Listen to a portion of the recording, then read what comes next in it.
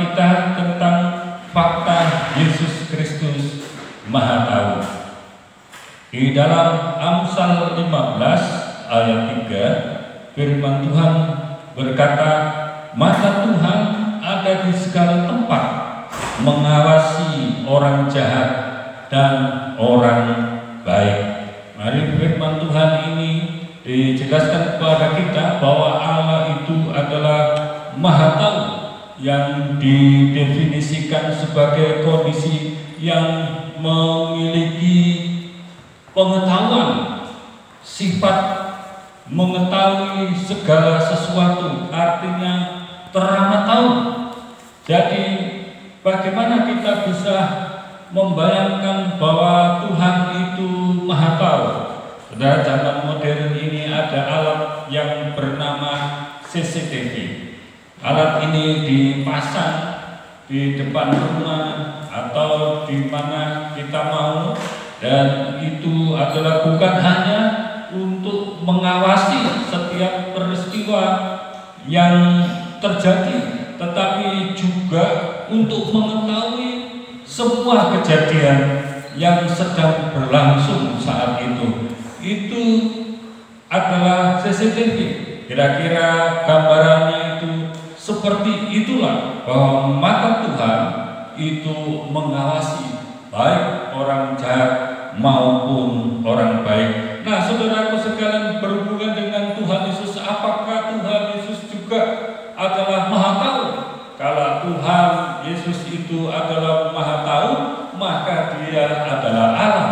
Kalau Yesus itu tidak Maha Tahu, berarti Dia sama dengan manusia biasa. Nah, saudaraku, ada 3 hal pelajaran yang penting tentang fakta bahwa Yesus Kristus itu Maha Tahu.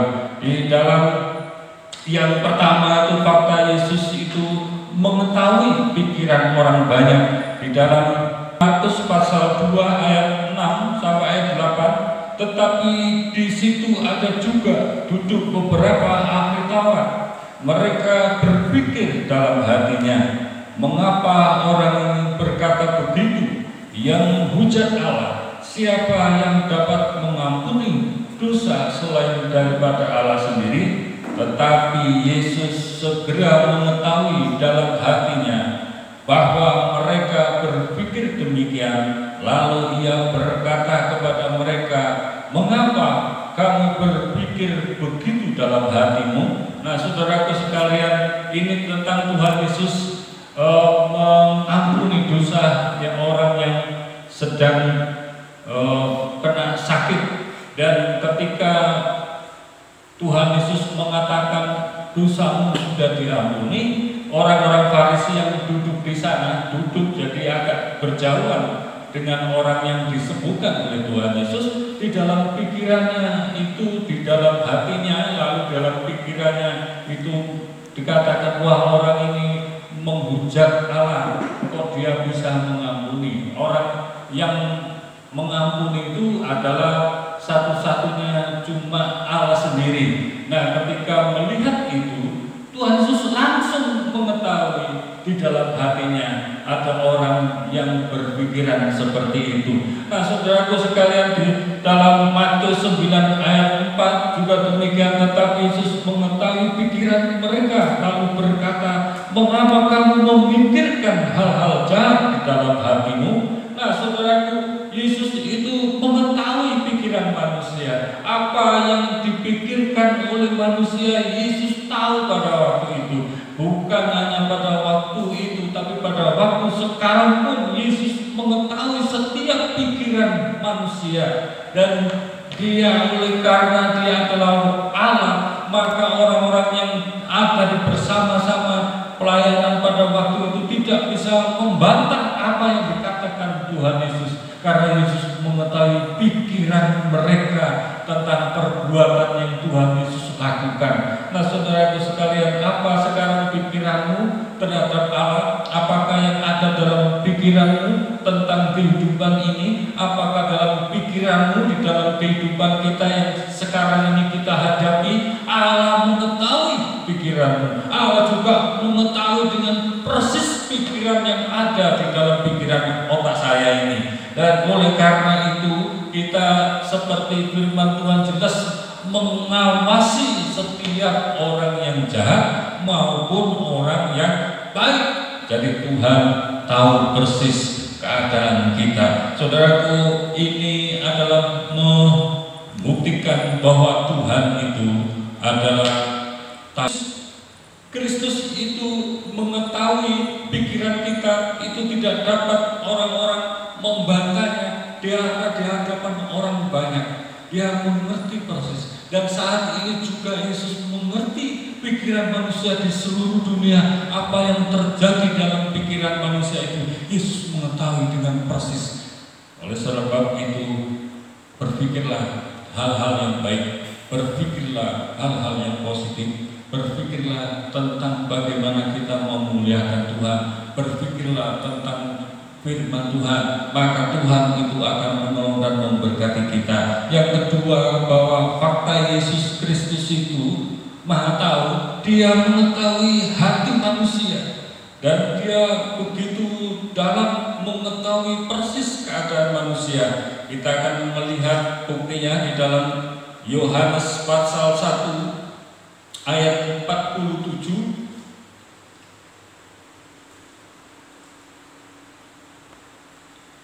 Yohanes pasal 1 ayat 47, saya baca. Kata Filipus kepadanya, "Mari dan lihatlah." Yesus melihat Natanael datang kepadanya, lalu berkata tentang dia, "Lihat, inilah seorang Israel sejati, tidak ada kepalsuan di dalamnya." Ayat 48, kata Natanael kepadanya, "Bagaimana engkau mengenal aku?"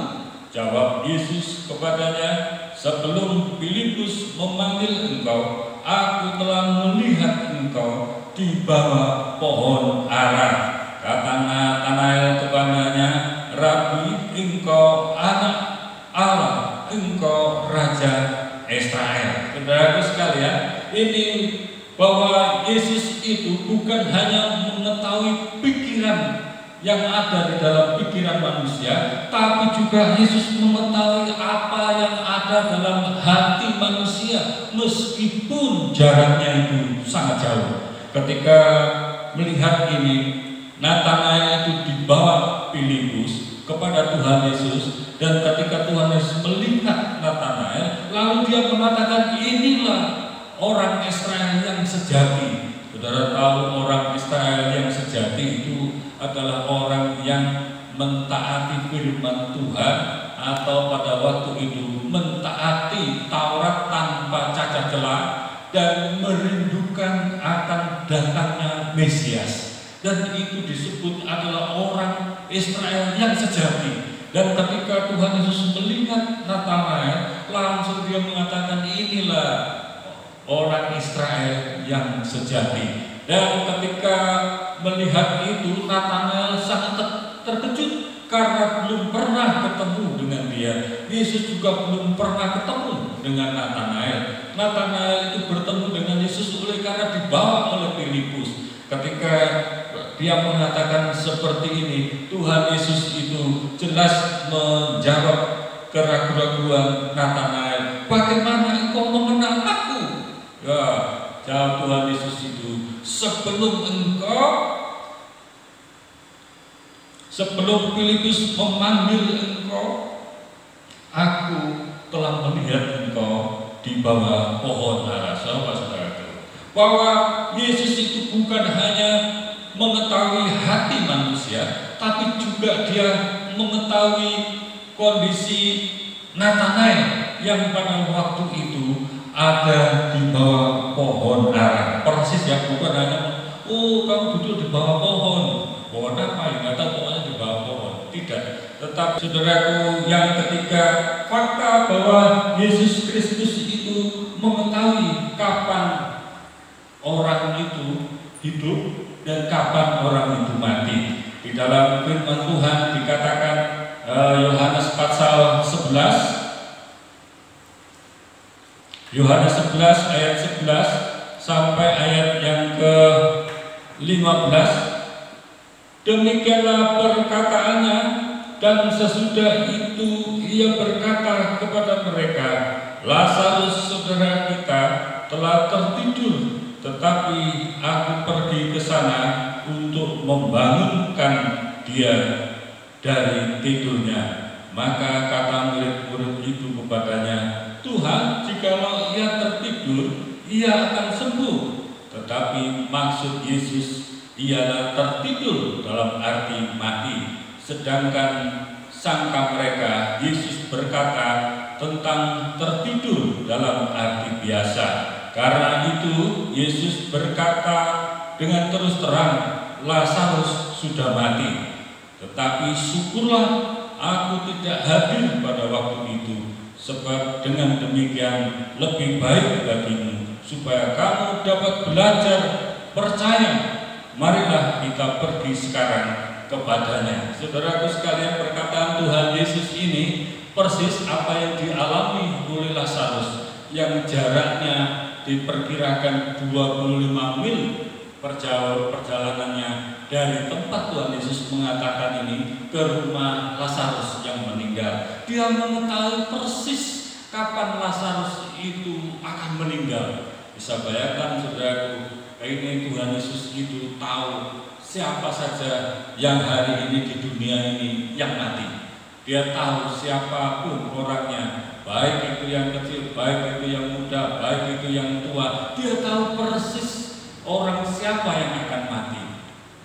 Tuhan Yesus mengetahui persis Lazarus itu mati, dan murid-muridnya itu mengatakan, diajak supaya belajar akan peristiwa kematian Lazarus itu, supaya murid-muridnya itu mengandalkan imannya, mengandalkan kepercayaannya kepada Tuhan, bersandar sepenuhnya kepada Tuhan.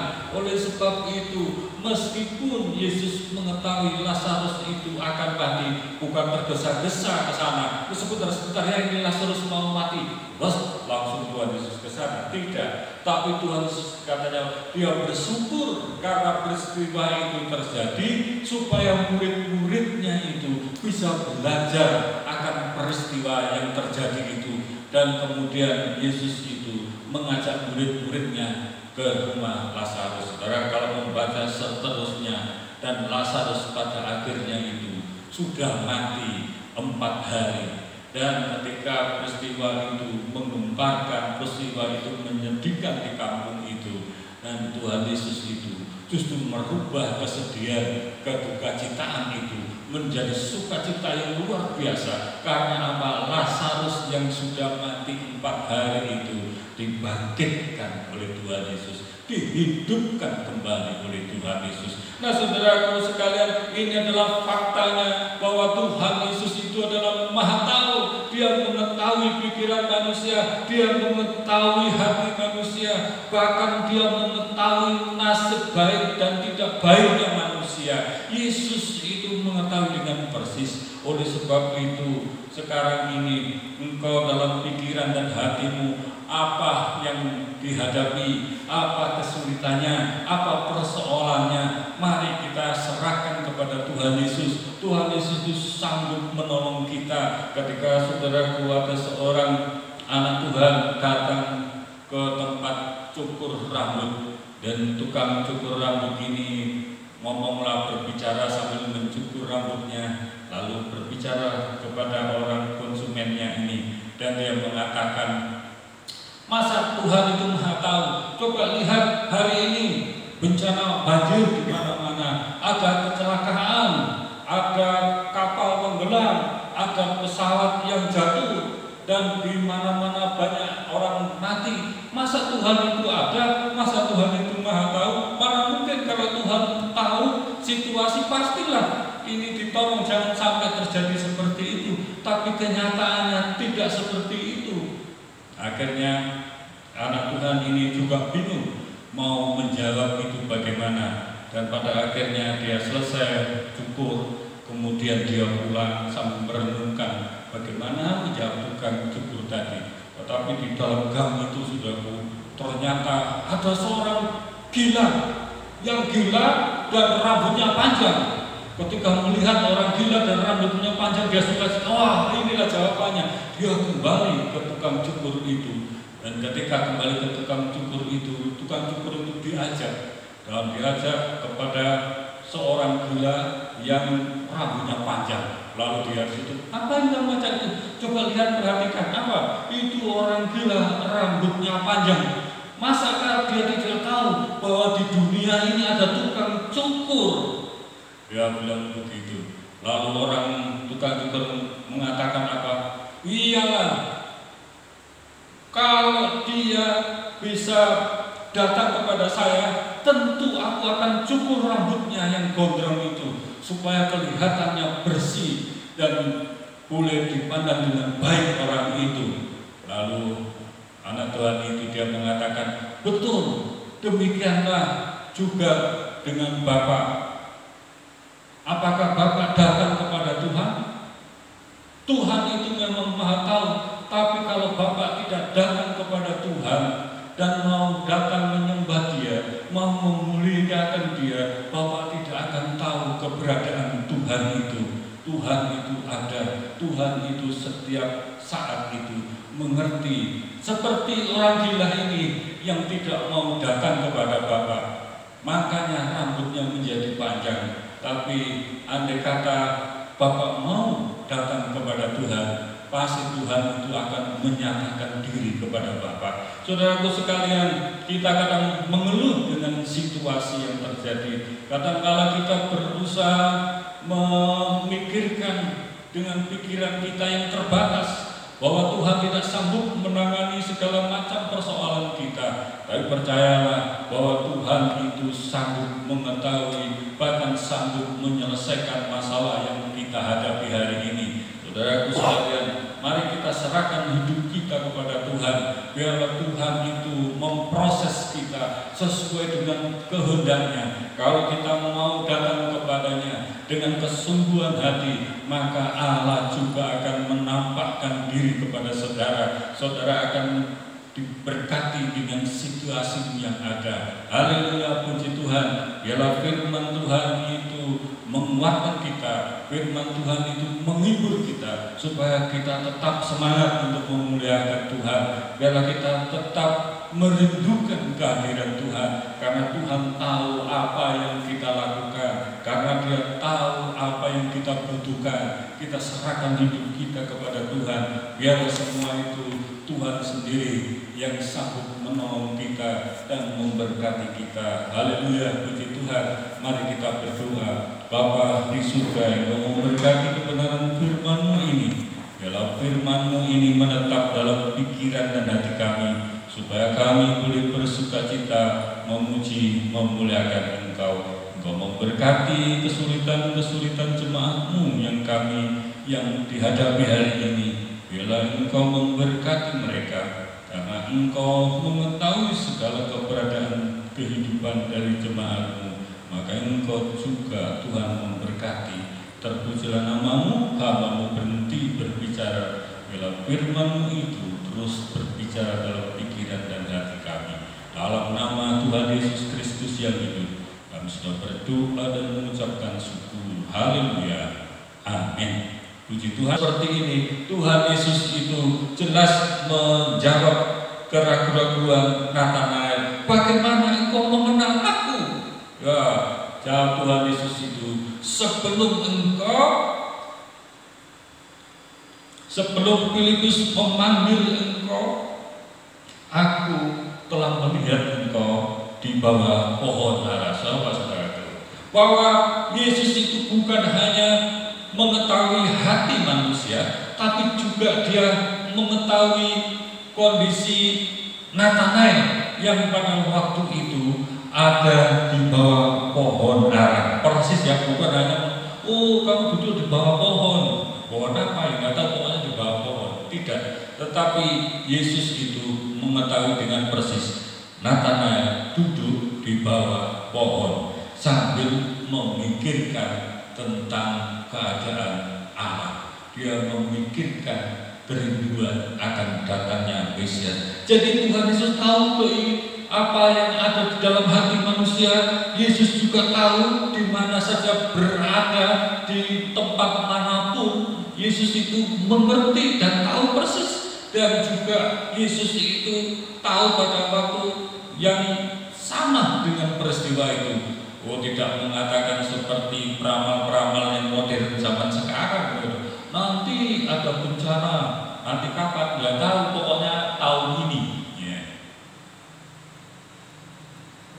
Tapi Tuhan